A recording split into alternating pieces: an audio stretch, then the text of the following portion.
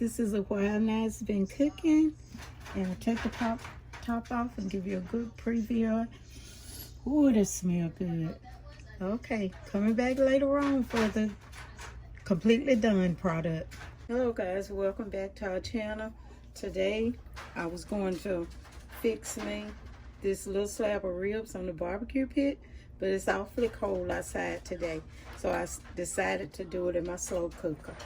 I've never tried this before, but a few of my relatives told me that you wrap it in foil, you put it in the slow cooker, and that's all you do, and come back later on. After a few hours, it should be done, so you don't have to check it or anything. So I'm gonna wrap it up.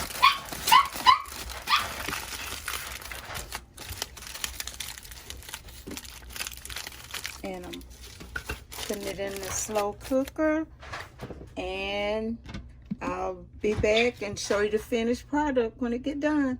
Thank you for watching. Bye. Hi everyone, this is the finished touch of my barbecue ribs and my slow cooker. I'm adding the barbecue sauce. All left now is to put it on a sandwich and eat it. Yum yum. Thank y'all for watching. See you next time. Subscribe.